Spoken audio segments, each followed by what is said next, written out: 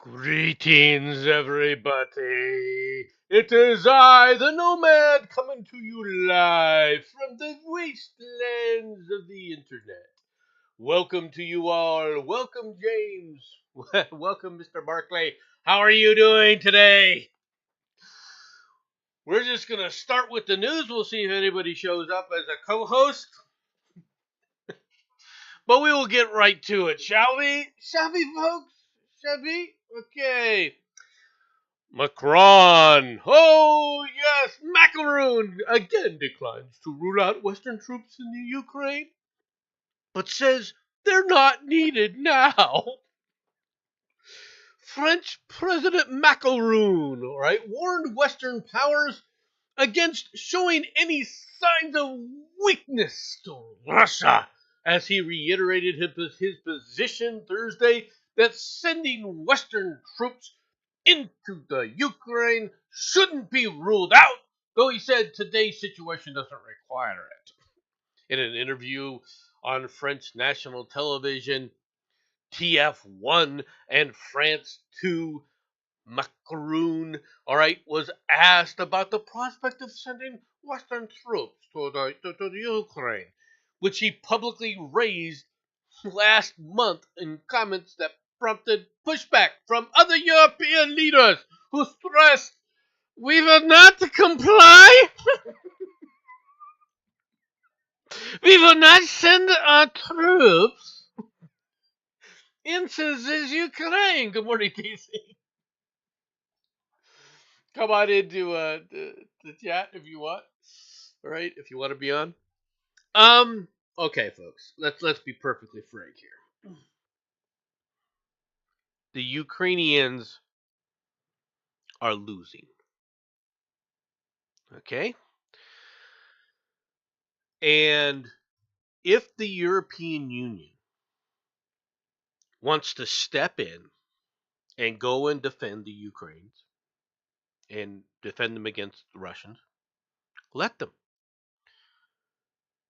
But you see, all of these societies in the European Union, right? All of them are absolutely terrified of actually going to war.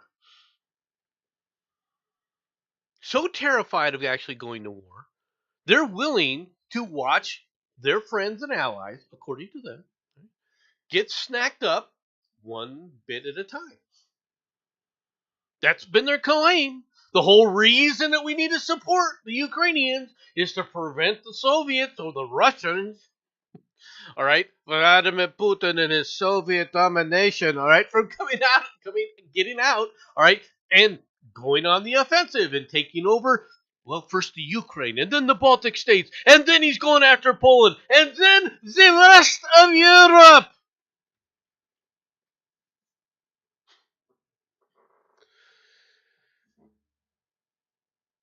But what are you willing to do to stop it? Oh, I know what you're willing to do. You're willing to go, America, America bad, America bad. Oh, wait a minute, America, come save us, America, come save us. America, U.S., come save us. Right, but we'll stab you in the back every chance we get in the UN. There's no way that the French are going to send anybody. All right, first of all, I just saw a recent report concerning the French equipment supplied to the Ukrainians. The Ukrainians won't even use the French armor that was sent to them. All right, on the front lines. You know why? Because they say it's useless. It, it, it is just absolutely useless.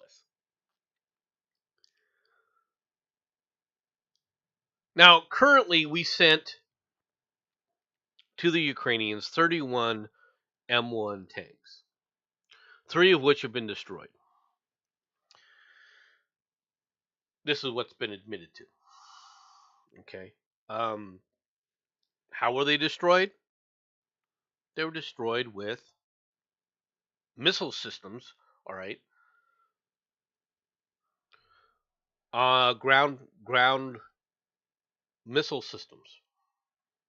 which tanks are very vulnerable to. Guided, ground wired guided missile systems.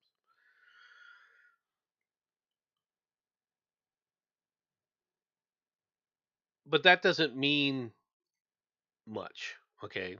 Because 3 out of 31 is, well, you can say, well, that's 10%, Nomad. Well, yeah, it is 10%. My question is, it's only 10%, right? The Russians haven't had a whole lot of success. A little bit, obviously. Nothing's perfect in war. Zelensky, the world is not enough.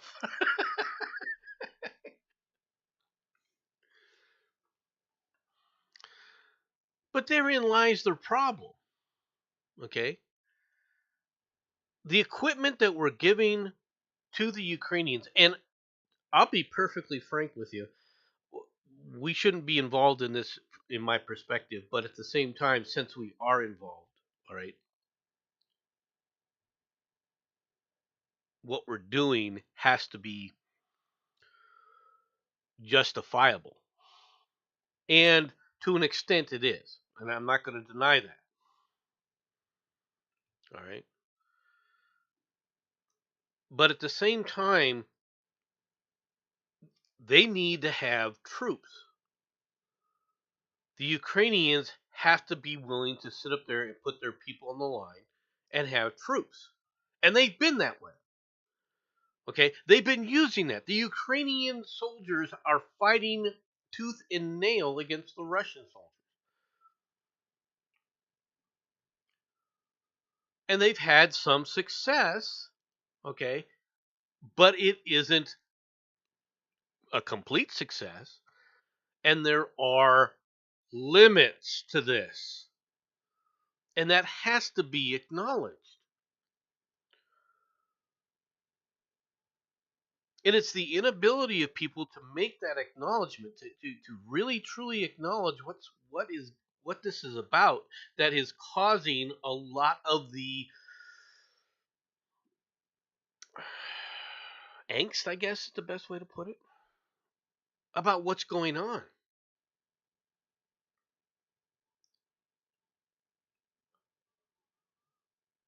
A lot of the concern. And it's understandable. I'm not saying it's not understandable.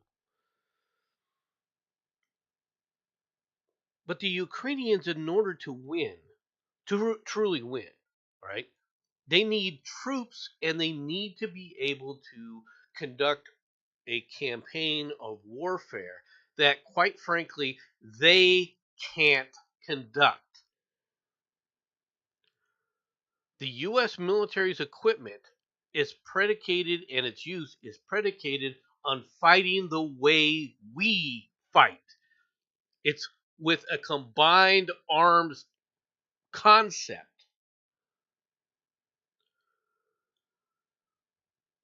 You can't just throw armor at things. You can't just throw troops at things.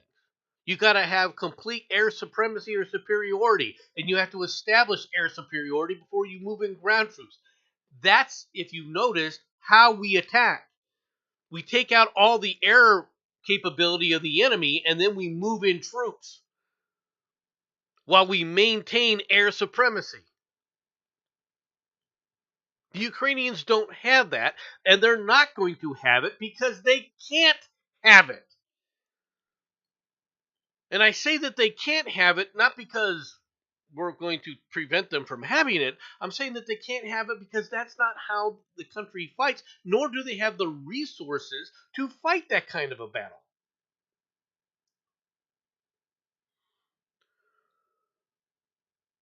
So Macron, when he says if we want to keep the Russians out, that we're going to need to sit up there and send in ground forces, he's not lying.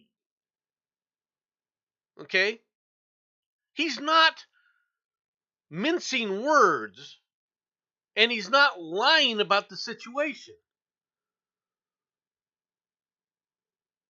In order for them to succeed, they are going to have to do that. The problem, of course, is nobody's willing to do that.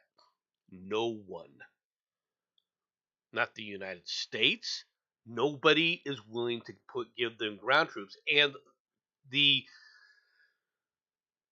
Ukrainians, which is what it would take to bring in our style of fighting to work with our weapon systems. Okay, this is my point.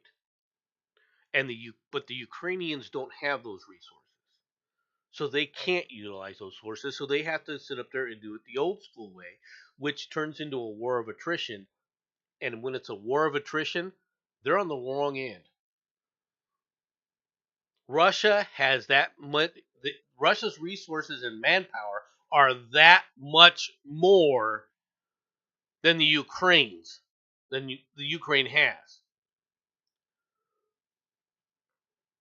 I know a lot of people want this thing we gotta support the Ukrainians. Well, then you go on over there and fight for them. Oh no! I want the Ukrainians to win, but I'm not going to put myself on the line. That's what you're hearing, folks. That's what you're hearing.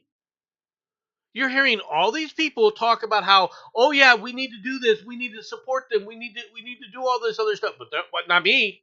No. That's somebody else that has to do that. That's somebody else that has to be on the line for that.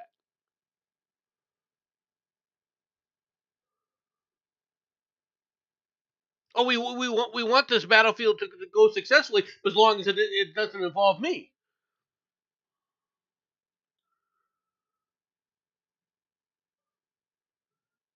Now, I made a statement recently, and I'm going to make it right here, and I'm going to make it for everybody. If Hitler arose today, let's say a new Hitler, right? And Putin isn't Hitler, all right? He's a despot. He's not a good guy. He's a murdering despot. Don't get me wrong, but he's not Hitler. But if a Hitler arose today in Russia, a true Hitlerite, right, arose in Russia, and went and embarked on the same types of programs, right, that Hitler and attacked like Hitler did, all right, into Europe, Europe would fall. The Europeans would immediately freaking capitulate, and America would capitulate. The people of today, everyone talks about this, but the soldiers of today, all right, the the the, the population as it exists for us today is not capable,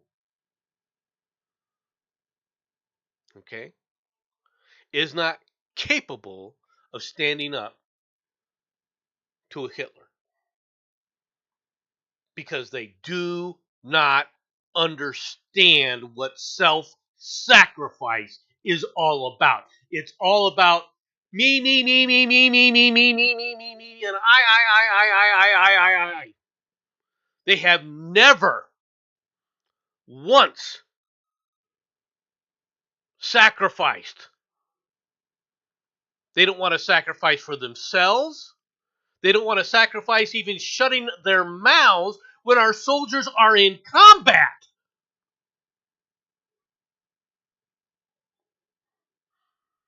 To let them do what's necessary to finish the job so that we can get things over with.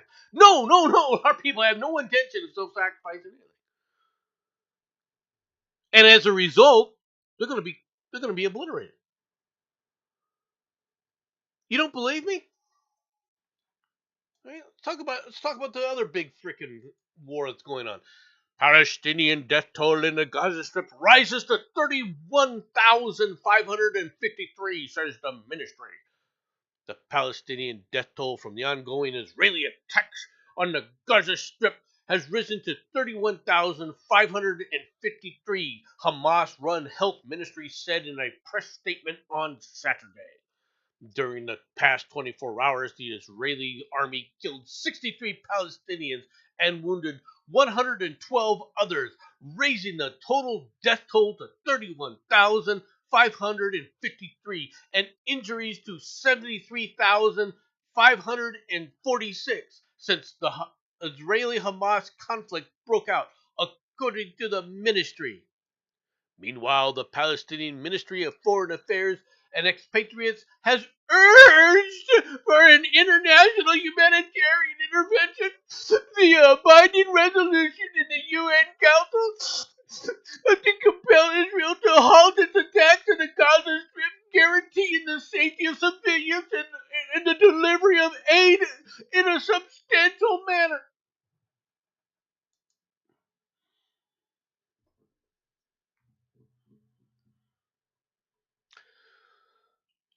Why am I reporting this?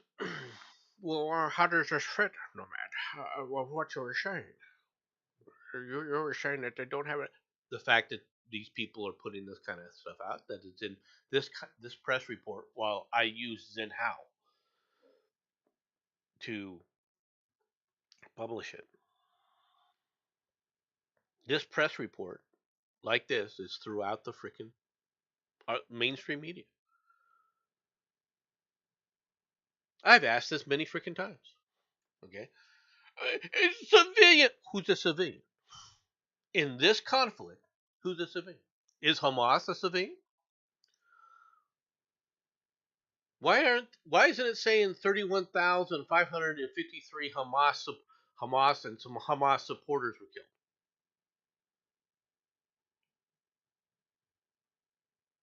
Why doesn't it say that?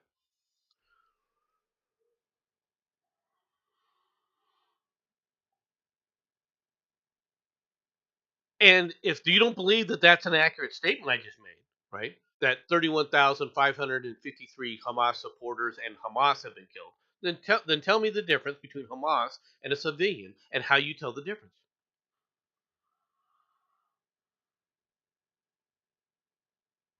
You want to use a term. They want to use the term civilian. How do you identify a Hamas soldier? Do they run around with banners around their heads, sit up there saying, Allahu Akbar? I think people are dying and children are dying and everything else. Hamas puts bombs on their children to go blow up other school buses and stuff. And 70%, over 70% of the Palestinians said that's a perfectly acceptable methodology of warfare.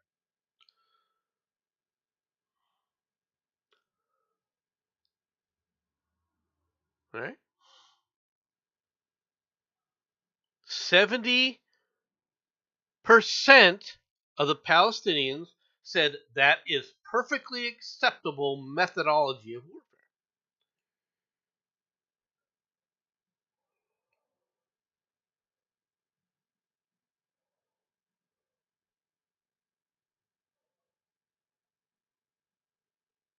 Do you start to see the problem?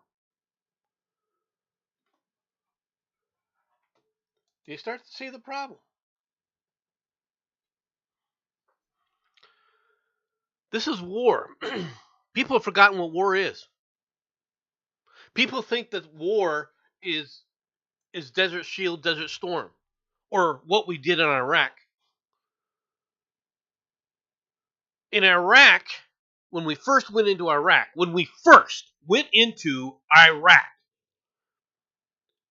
you had a standing military to fight against.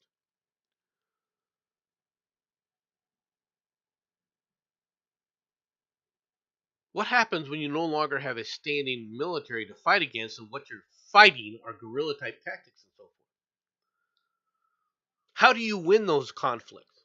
Show me how you win those conflicts. Okay. Now a lot of people go, "Oh, you can't win those conflicts, man. You can't win them." Oh, yes, you can. Oh, I beg to differ. Okay, you can win those conflicts. We've done it. American history is replete with winning those conflicts. What are you talking about, Nomad? What are you talking about? Do you remember something called Native Americans?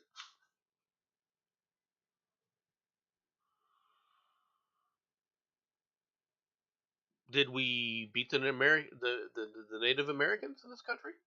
Did we win that battle? Did we win that conflict? Yeah. How is that conflict any different than this? well, that was Peru, man. We committed genocide, and we went out there and did that. Yeah, we did. That statement that we committed genocide, all right, is true to an extent.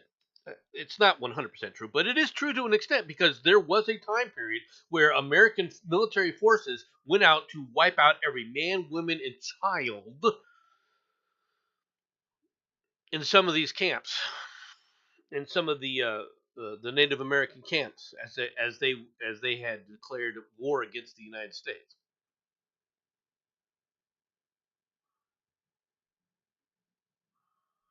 Yeah, but now they have casinos and take our money. So did we really win? Not, not, not the point. Not the point, Mister Barkley.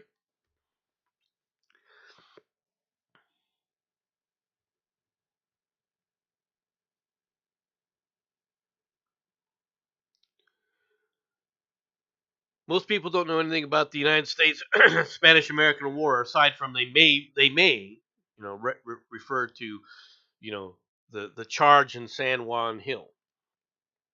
Okay, where Teddy Roosevelt and the Rough Riders charging up San Juan Hill.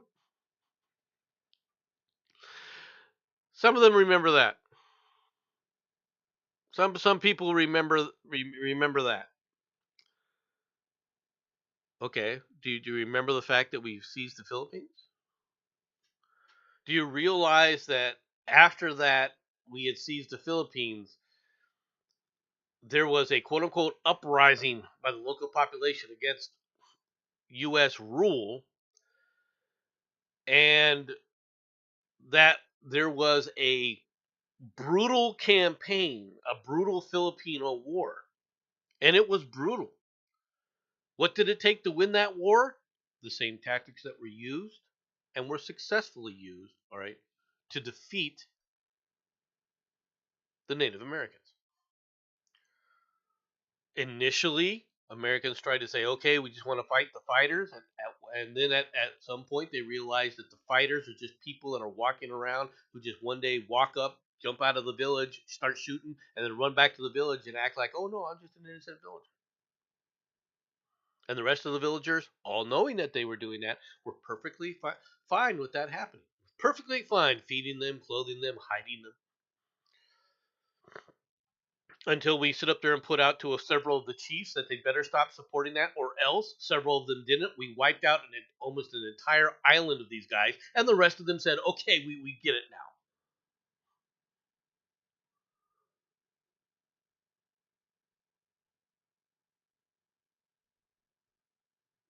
Is it horrific?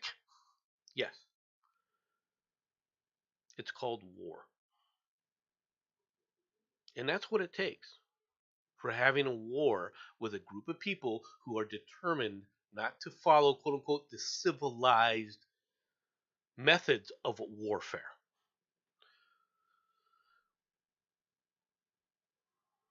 The aggressors, all right, set the rules. Okay? When the aggression begins, the aggressors set the rules. But once the other side is also an aggressor, they can set their own rules. And when the population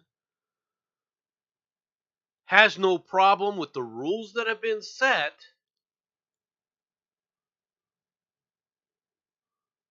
for the warfare that they're supporting, whether the population is on one side or the other, you end up with the kind of conflict that you got going on in Israel. And the kind of conflict that's coming. It's coming everywhere, folks. It's going to happen.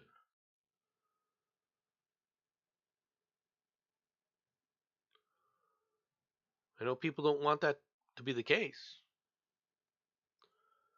Wish in one hand, shit in the other. See which one feels faster, folks. Because that's where we're at. All right, let's move on to a different story. All right.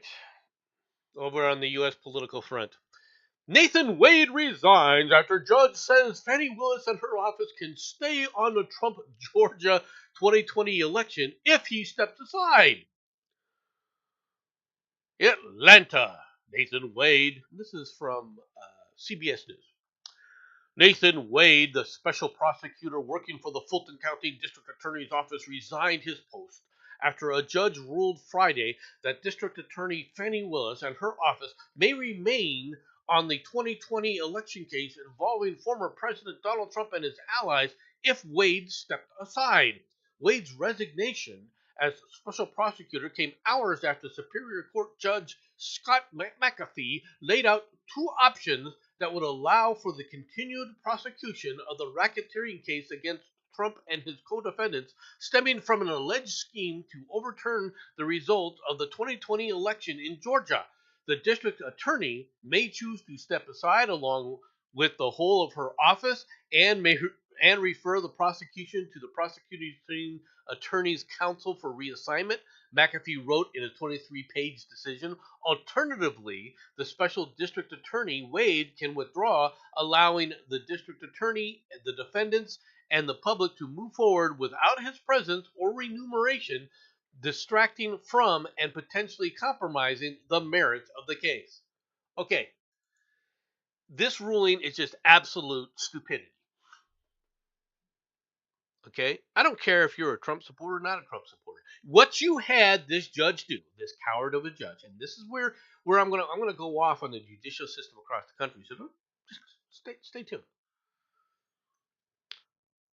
What this judge is doing here is essentially trying to play, well, I'll take some kind of middle of the road, but in a sense, he said, well, what they did between the two was wrong, and both of them were guilty of doing it, but so one of you has to step aside. Well, one of you has to step aside, but the other one can continue. What both of you did was illegal. What both of you did was lying under oath. What both of you did was wrong. But it's okay. All right, if one of you steps aside, that is just absolute nonsense. That's just an absolute stupid freaking decision. It's okay to lie. Well, if two people come to the court and lie, well, one of you will be held accountable, but the other one doesn't have to be held accountable. Under how I look at the judicial system. What kind of a moron makes that kind of statement? A cowardly one.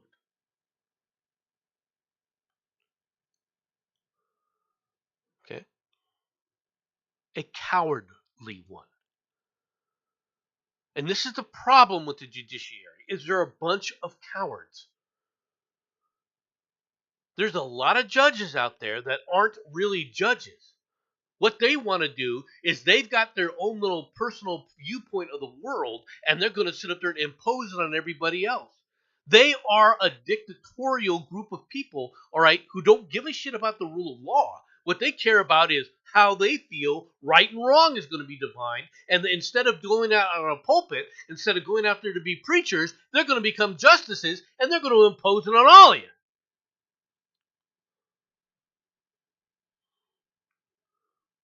Who is Fannie Wade?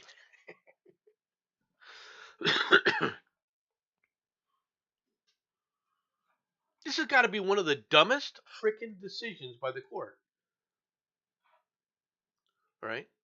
That you could ever come down with.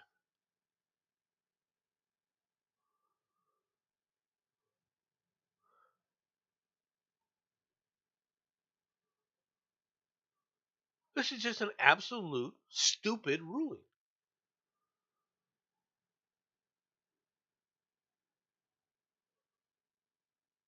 You can't look at this ruling and say that this is a good ruling.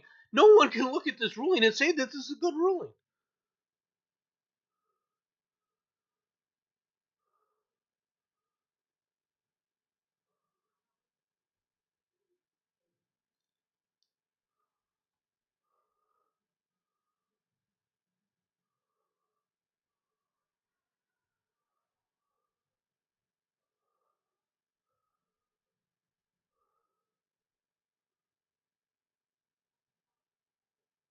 You had people who came into his court, lied to his court directly, and he can't deny that he lied to his court, that they lied to him. All right, if the judge should be placed in, it should be called into Congress right now. He should be ordered to sit up there and appear before Congress to explain, all right, this decision. And I'm not joking. He should be pulled in and said, okay, did Fannie Willis and Wade lie to you, all right, and perjure themselves? Yes or no? And they need to make it explicit to get this guy on record for what he's trying to do here, because he's trying to play the game of, oh no, well, I'm not saying that she actually committed perjury. No, I'm not saying she committed perjury. Well, wait a minute here. You're saying it's no, man. It's just about sex. It's all about sex. It's just what two people do in their own consent. It's just about sex. Although Bill Clinton rules, I see the Bill Clinton methodology of how we do things. Warned people about this, so I was going to start circling around on this about the judiciary. Remember that, right? Ever since the Miranda ruling. And a Miranda ruling is a very popular ruling. Everybody talks about it, but the Miranda ruling was was an example of how corrupt the judiciary had become. Because the Miranda ruling essentially states ignorance of the law is not an excuse, but ignorance of the law of the land, i.e., the Constitution, is.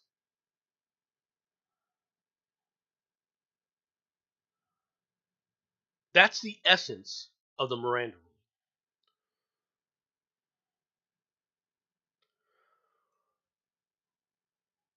Now, some people think, "Oh no, you're being a bit, you're being a bit flippant there, Nomad. You know, with that kind of a statement. That's not exactly what it. No, that is exactly what it was. And I'm not being flippant. I'm really not.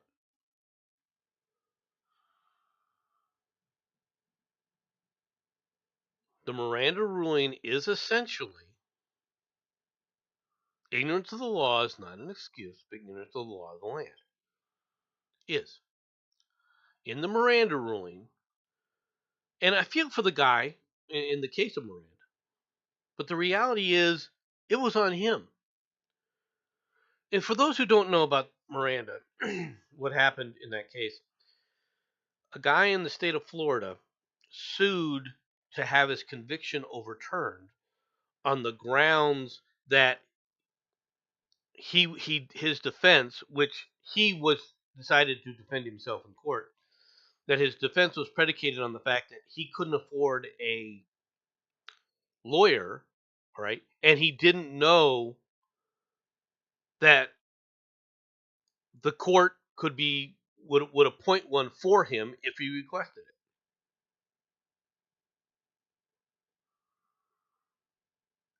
So he had his conviction overturned. And when you look at the case, for those who don't know, if you look at the case in the Miranda ruling, the guy never should have been charged.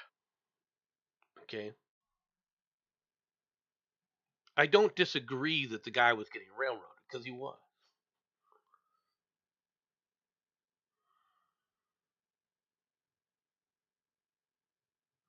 The problem is that the remedy in this case, the problem was the remedy in this case. The remedy didn't make things better. The remedy made things worse.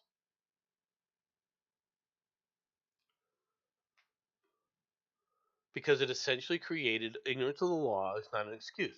It created a situation that from there on, a person is not responsible for their own actions under the law.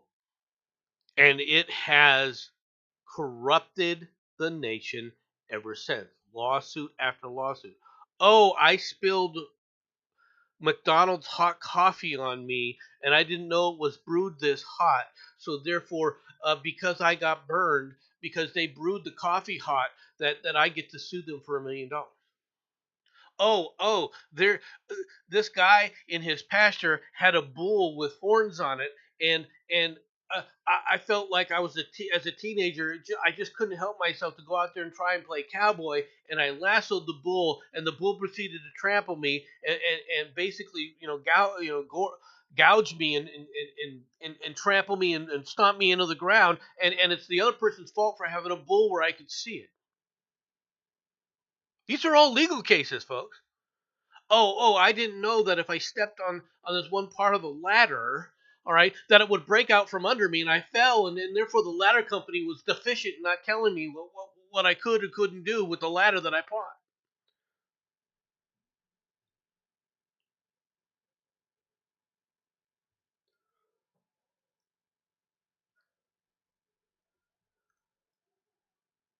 Now you say that TC warning this product will get hot when heated.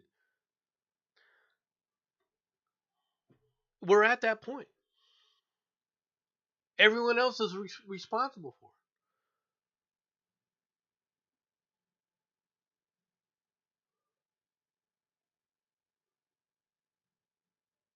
it. Now I'm not saying that there aren't conditions where that disclosure by a company or disclosure by a group is isn't necessary.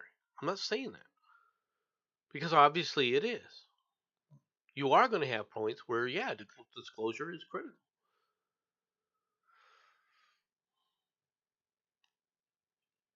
But there's no common sense applied when you sit up there and say that the law of the land, all right, the fact that you didn't know better, all right, has led to this, and this stuff is out of control. It is what it is. On to the next story. Now we have this ruling by freaking a judge making this kind of a ruling. The entire judge should be tossed. The judge should be removed from office right now. His ruling made no legal sense. If he doesn't believe he was lied to, if he doesn't believe that perjury was committed in his court, all right, then why demand that the guy get removed? If he doesn't believe that there's anything untold that was happening, then why are you asking for one of them to get removed and not the other?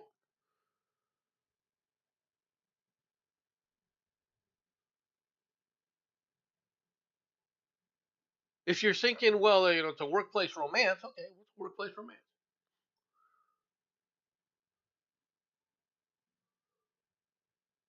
If that's your ruling and you think that there's nothing illegal about what they're doing, then why are you ruling that way? All right, let's get on to something else. Bill Maher. Oh my God. Bill Maher fires CAA after Oscar party snub. Exclusive, says the Hollywood Reporter. Bill Maher has fired CCA. Sources say that the host of HBO's Real Time fired CCA, his rep for more than 2 decades, on Monday after he was not invited to CEO Brian Lord's party or a private Oscar party at his home on Saturday night. Maher, according to sources, was furious that he was snubbed for the event, which was scheduled opposite the Motion Picture and Television Fund's award night before Bash. I don't even know how to read that. The party at Lord's house drew the likes of J.J. Abrams, Barry Diller, the real reason, Kamala Harris, Margot Robbie, Bob Iger, Alan Bergman, Dana Walden, Brian Robbins, Jason Blum, Brian Grazer, Donna Langley, Pam Abdi, all right, and such CAA clients as Julia Roberts and Jennifer Aniston, among others, according to the industry newsletter Puck. Lord's private party came a day after CAA, excuse me, toasted nominees including Robbie, Ryan Gosling, Cillian Murphy, Jeffrey Wright, Annette Bening, all right, Carey Mulligan, Emily Blunt, Daniel Brooks, Jodie Foster, and Divine Joy Randolph, among others, on Friday night at the Sunset Tower. Maher was seen Friday night at the WME's Oscar party at Hearst Estate in Beverly Hills.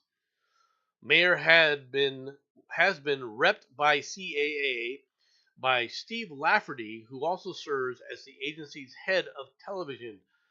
News of Maher ditching CAA comes after the agency recently negotiated a 2-year extension for Real Time, which takes the weekly talk show through its 24th season into 2026. The series is one of HBO's longest running originals. It launched in 2003 and is second in premium cable history, behind only the recently concluded Real Sports with Bryant Gumbel in terms of number of seasons it has run. Bill Maher was not available for the comment from the Hollywood Reporter. All right. I can hear it now. Nomad. Nomad, what the hell is that? Why the hell would you do a story about Bill Maher? Bill Maher is all the rage right now in the conservative blogosphere. Bill Maher is constantly being touted, okay, as, oh, this guy's the real deal. Nomad, don't you understand? This guy's the real deal, man. This guy's a leftist who believes in, he's one of the good leftists who actually believes in honesty and integrity and in all this other stuff. No, folks, he doesn't. Bill Maher doesn't believe in any of that, folks. Regardless of how you want to feel about the man, he doesn't believe in any of that.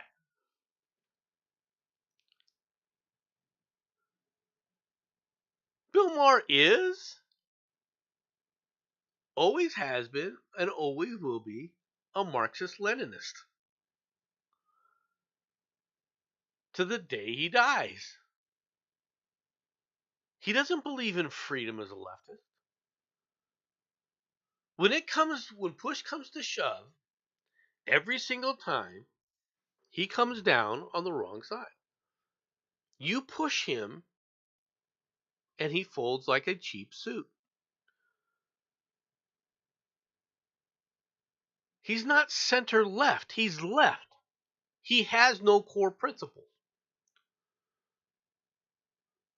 So he gets snubbed by his Hollywood buddies. Why? Because he did ask a few, tough questions about some things and has made some comments. And so you think that they're gonna, he thinks that he should have been invited to a Hollywood party that was going to contain or has as one of their guests Kamala Harris?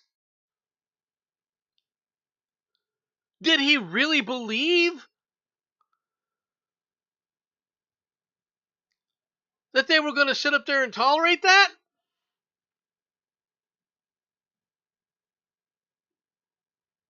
Does anyone believe that they were going to tolerate that?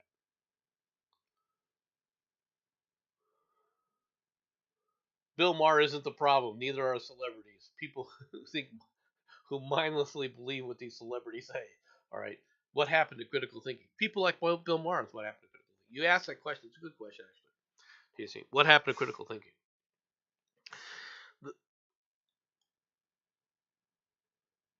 Critical thinking went the way of the dodo for two reasons. One is academia. But the other reason it went away was because the media lauding people like Bill Maher as being critical thinkers, as being free thinkers, as being great guys, as being quote unquote real, giving you the real story. How could you say that, no man? Where are you getting this from? Where are you coming back with this? I don't know. Anybody remember some of the old 60s comics, 70s comics?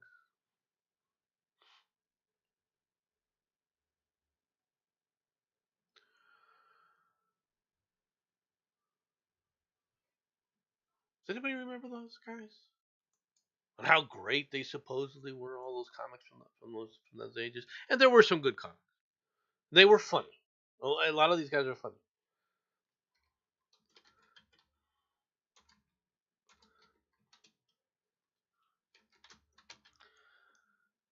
And I'm having a freaking block on the guy that I really want to go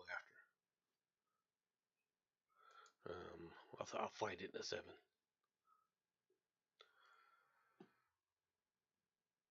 Anybody remember George Carlin? Yeah, that's who I was looking for. Everybody lauded George Carlin. Everyone talked about how great a guy he was, how real he was. Keep it at 100, as the vernacular goes today.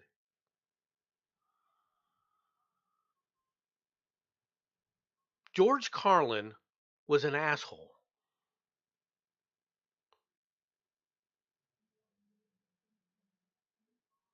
All right? Always was. He wasn't a great guy. And some of his skits were funny. Can't deny that. But he was an asshole person. He pretended to be something that he never really was.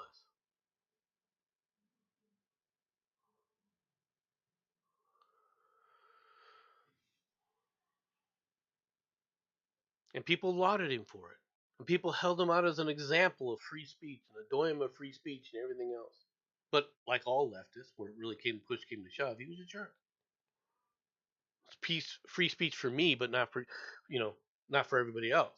Free speech was only important to him, all right, when it concerned him. Nobody else. Nobody else got the same consideration.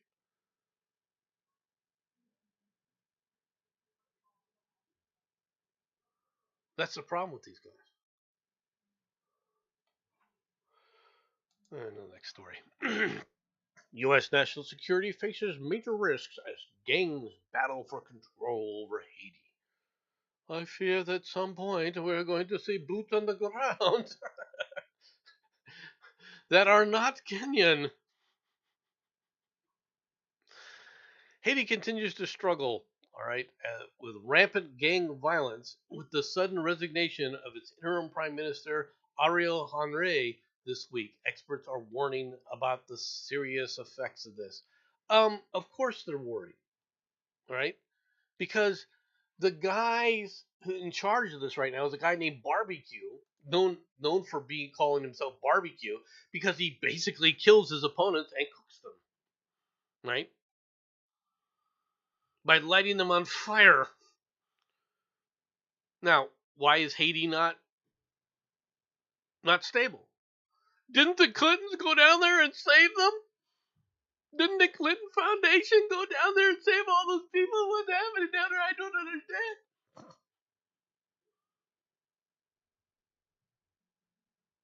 Can't understand what's going on? Really?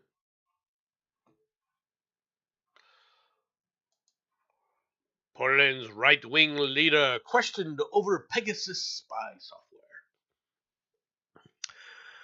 The chairman of Poland's main populist party, Yaroslav, and I'm not going to Kaczynski, that's what it looks like, all right, appears before the parliamentary commission on Friday over an alleged use of one of Israeli spyware, Pegasus, while it led the country's previous government.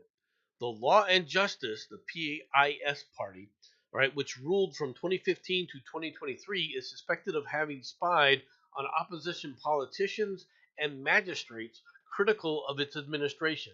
Kaczynski, who also served as Poland's prime minister, acknowledged in 2022 that his country had bought the spyware, but denied it had ever been used against critics. Ahead of Friday's inquiry, the head of the commission, Magdalena Sroka, all right, said Kaczynski was picked as the first to testify because of his responsibility for the actions of the Law and Justice Party, which were in power until 2023. Sroka added that the purchase and operation of Pegasus had no basis in law. The parliamentary committee will examine the objectives and legality of the use of Pegasus and try to establish how it and other similar systems were acquired by Poland.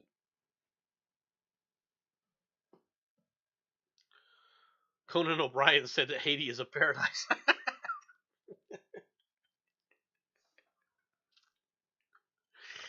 Yeah, I can believe that Conan O'Brien would say something that stupid. I really can't. That's because Conan O'Brien is an absolute douche.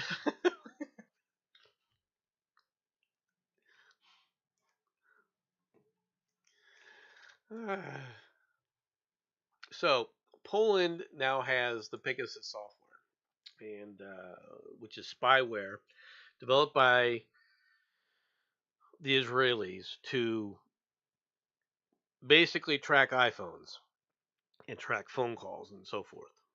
Okay,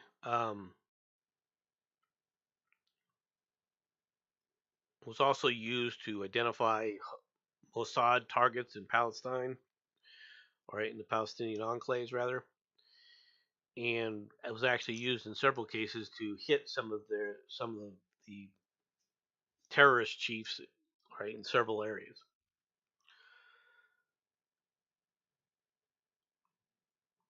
So the parliament is now saying, well, we want to know if you used it against our, opposition. Seems like a legitimate concern, right? Problem is that the group of people looking for it are the same group of people that would do the same thing. You can't trust any of these guys. That's the problem with this. The same people who are saying, "Hey, wait a minute, there was something wrong here. You shouldn't have been looking at this kind of stuff." Okay, well, what are you doing? Oh, the same thing.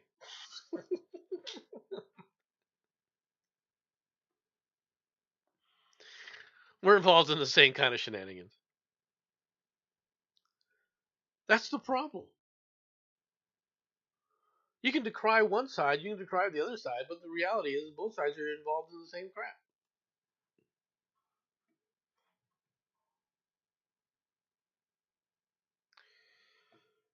Here's a little nugget of news that I found from Kyoto News. China's nuclear plants released tritium above the Fukushima levels in 2022. Chinese nuclear power plants released wastewater containing tritium in 2022 at levels up to 9 times higher than the amount that was expected to be found in the planned annual discharge from Japan's crippled Fukushima Daiichi complex, a public document showed on Saturday. China has criticized Japan for releasing nuclear contaminated water into the Pacific Ocean, where Fukushima power plant from the Fukushima power plant, while imposing a blanket import ban on all seafood products from the neighboring country until the start of or since the start of the discharge in August of 2023. According to the latest China Nuclear Waste Yearbook, all right, radioactive materials were investigated in 2022 at a total of 19 monitoring points at 13 nuclear plants, such as the Kunshan complex in the eastern province of Zhejiang, or Zhejiang. I'm not trying to butcher the name. The amount of tritium contained in the wastewater at 15 locations greatly surpassed the maximum annual limit of 22 trillion becquerels, all right, set for the treated water planned to be released from the Fukushima power plant, the yearbook said, noting that the Kunshan plant, for one, discharged around 220 trillion becquerels of tritium in 2022. Okay, what the Japanese are doing is a bit of a cover up here, though. The problem that people have with the release from the Fukushima plant, all right, isn't just the releasing of tritium, which it is a concern as well. All right, tritium, for those who don't know, is hydrogen oxygen. It's basically water where the hydrogen atom has three neutrons. That's why it's called tritium. Three neutrons. Standard hydrogen is one neutron and one proton in the central core. Right. Deuterium has two neutrons and one positron, or not positron, but proton, and one proton and three neutrons in tritium. And tritium is highly unstable. Okay. It is, if I'm not mistaken, I believe it's a beta emitter. What does that mean? It means it releases an electron. All right. One of the protons, or neutrons rather, releases an electron, which then creates the nucleus to be basically a helium nucleus. But the electron release is ionizing radiation. It's a type of radiation. Right? But tritium is the least of your worries. The cesium, the strontium, some of the heavier elements are more worrisome coming from the Fukushima plants.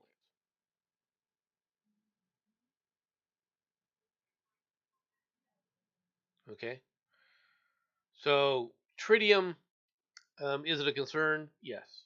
But by the way, tritium is one of the things that was used to help with the creation of phosphorescent paint back in the day, all right, that people were using to line clock faces with, right?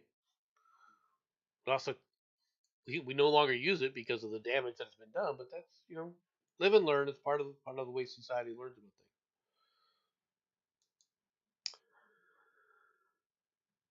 Dark matter does not exist, and the universe is 27 billion years old, says a study. Okay. The fabric of the cosmos, as we currently understand it, comprises of three primary components: normal matter, dark energy, and dark matter. However, new research is turning this established model on its head. In a recent study conducted by the University of Ottawa, presents a compelling evidence that the challenges of the traditional model of the universe, suggesting that there may not be dark matter uh, at all. Dark matter is a term used in cosmology referring to an elusive substance that does not interact with light or electromagnetic fields and is only identifiable through its gravitational effects. Despite its mysterious nature, dark matter has been a fundamental element in explaining the behavior of galaxies, stars, and planets. At the heart of the research is Rajendra Gupta, a distinguished physics professor at the Faculty of Science.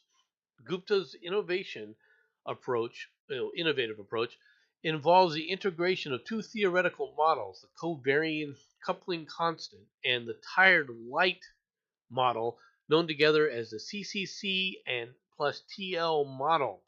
This model explores the notion that forces in nature diminish over cosmic time, and that light loses energy over vast differences. All right. This theory has been rigorously tested and aligns with various astronomical observations, including the distribution of galaxy and the evolution of light from the early universe. Okay, so essentially what it's saying for people in the layman's, when it says it's losing energy, they're not talking that the light is losing brightness. They're saying that it's actually changing over time. It's losing frequency. All right. Why is this important? This is important because if light changes from a higher frequency to a lower frequency over long distances and time, then the quote unquote red shift you're seeing from these galaxies a long ways away may not be the red shift that they're thinking about. It may not be the red shift at all. And as a result, the ideas of how far away something is being measured just by light and the type of light with as well as with the intensity of the light, all right, is how they basically utilize or try to estimate how far a distant bright object is. All of that could be thrown out the window now. Because the question then becomes, okay, well, how much energy is light losing over how much time? How do you test that? You see, this is just a theory. Okay. How are you going to test that? You'd have to be able to put a photon in an infinite loop to see whether or not over time it just slowly changes frequency.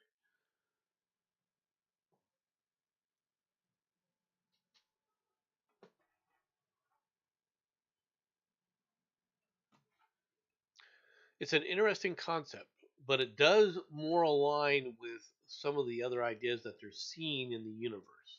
Okay. It also would end a lot of the ideas within the standard universe of things like a constant in light. Right, the speed of light no longer becomes a constant as seen. Do we have a meth bear story? You know, no, we don't have a meth bear story, but we can do this story right now. Man charged with vile act at Safeway Market. A supermarket employee pleasured himself in the produce section or on the produce section of unsealed merchandise, according to a Colorado police who say that videos of the vile act were found during a recent search of the man's residence. Stefan Malsalta, 32, was busted last month on charges that he masturbated outside numerous coffee shops and businesses in the Fort Collins area. At the time of his arrest, cops executed a search warrant at his home and seized electronic devices containing incriminating video evidence. The cache, which investigators are still reviewing, resulted this week in an additional misdemeanor and felony counts being filed against him. Since his February arrest, Masalta, all right, seen at the right, has been held in the Larimer County lockup in lieu of $25,000 bond. He is scheduled for a March 22nd court appearance on the new count. Lock him up. Not near the produce, for God's sake.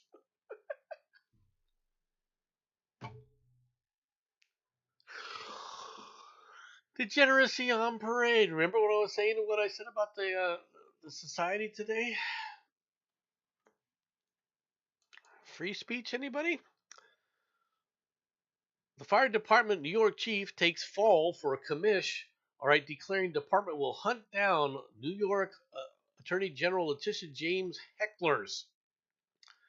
A top FDY, right, fire department New York chief is taking the fall over a Post report exposing how Commissioner Laura Kavanaugh planned to hunt down firefighters and other staffers who mercilessly booed New York Attorney General Letitia James during a department promotion ceremony. In an email on Thursday, the battalion chief of battalion chiefs, the chief of the department, John Hodges, backed off his prior internal announcement, admitting that his use of the term hunt was a poor choice of words. It was not meant to be taken literally. You're a sack of lying shit. Yes, it was meant to be taken literally. You were upset that you got embarrassed by your members booing, okay, this disgraceful New York district attorney. All right. And there were shouts of Trump, Trump, which you couldn't handle because you're a union guy, a big union member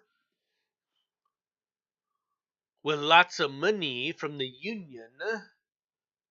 Okay. And then you announced an investigation, and now you're trying to say, well, we're not really investigating members booing. Then why did you make the comment?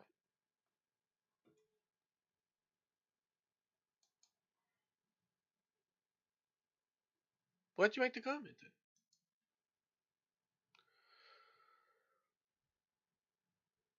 Stand by your comment. Stand by what you said.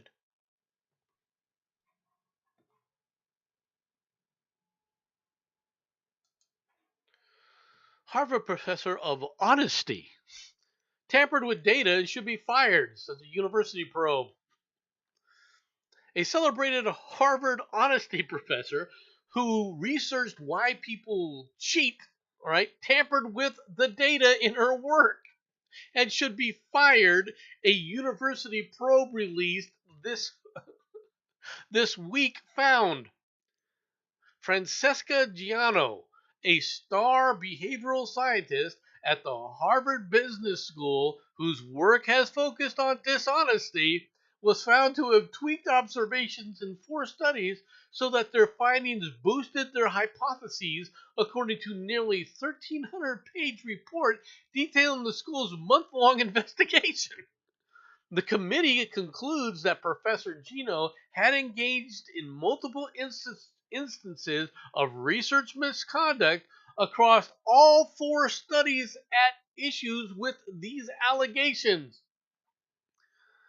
Giano, a star academic who authored 140 academic papers and snagged numerous awards, came under fire last year after a trio of behavioral scientists published a series of explosive posts on their blog Data Colada, all right, writing 4 academic papers published between 2012 and 2020, all right, that the Harvard professor had co-authored contained fraudulent data. The university report detailed that Harvard began a preliminary investigation into Gino's work in October of 2021 after the Data Colada researchers brought their concerns about the paper's sketchy data to the school. The full probe was conducted in 2022 and 2023 with 3 Harvard Business School faculty members interviewing Gino and people who worked for her on the papers, in addition to reviewing her data, emails, and papers manuscripts. An outside forensic firm was also hired to analyze her studies data rather. When asked about the issues with her work, she told investigators that either she or her research assistants may have made errors with handling the data. Nothing like throwing your student assistants under the bus. Shum. Nothing like it. Just shum, right down the rabbit hole she went.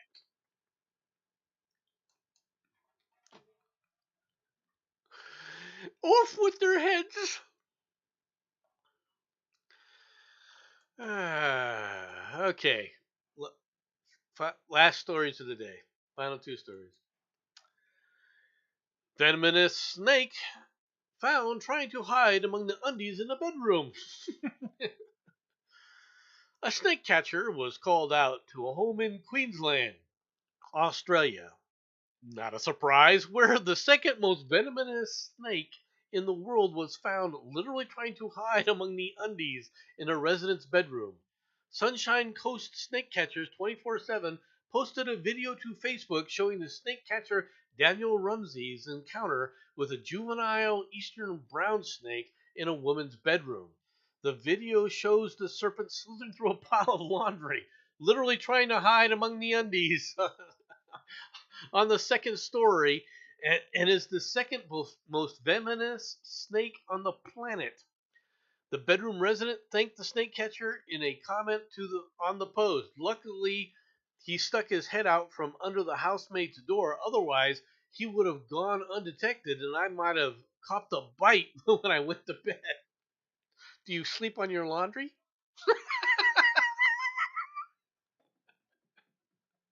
I'm just curious. Do you sleep on your laundry? I gotta put a trouser thing.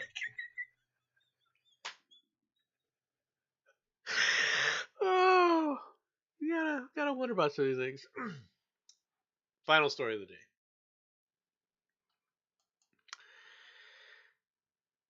This isn't the mess squirrel, but it's close. An 80-year-old man pleads guilty to genetically engineering giant hybrid sheep in audacious scheme, the Department of Justice announced.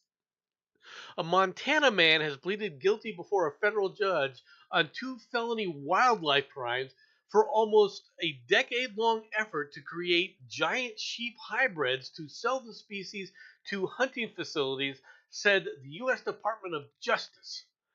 80-year-old Arthur Jack Schulbarth of Vaughn, Montana, is the owner and operator of the Sun River Enterprises, also known as the Sunbarth Ranch, a 215-acre alternative livestock ranch, according to a March 12th press release from the DOJ. Sarboth conspired with at least 5 other individuals between 2013 and 2021, all right, to genetically engineer a larger hybrid sheep species that would garner higher prices from shooting preserves, according to the release, which cites court documents in his case. What if these mutant sheep would go out there and go after people? It was an audacious scheme to create a massive hybrid sheep species to be sold and hunted as trophies, said Assistant Attorney General Todd Kim of the Justice Department's Environment and Natural Resources Division. He said in a release. Schubarth faces a maximum penalty of 5 years in prison and a fine of up to $250,000 for each count. To genetically engineer the sheep species, the DOJ said that Schubarth imported parts of the Marco Polo Argyli sheep, which is the largest sheep species in the world, from Kyrgyzstan into the United States without declaring the importation. Schubarth sent genetic material from the Argyll sheep to a lab to create cloned embryos, which he then implanted. Now unified behind this man, Jimmy Chersier. Turn that crap off. All right. All right. To produce cloned embryos, which he then implanted into female sheep on his ranch, according to the DOJ, which produced a single pure genetic male that Schubarth named Montana Mountain King, or MMK. To create several hybrid sheep, Schubarth then used MMK's semen to artificially impregnate several species of female sheep. The kind of crime we uncovered here could threaten the integrity of our wildlife species in Montana.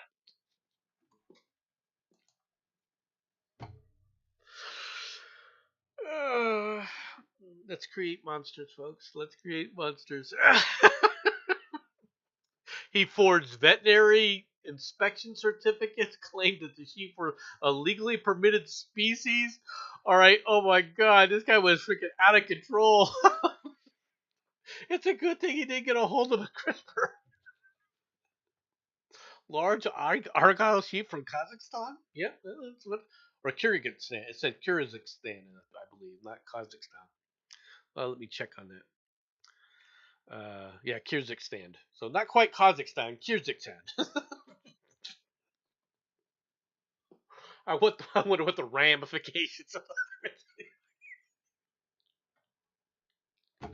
would be interesting to know. It would be interesting.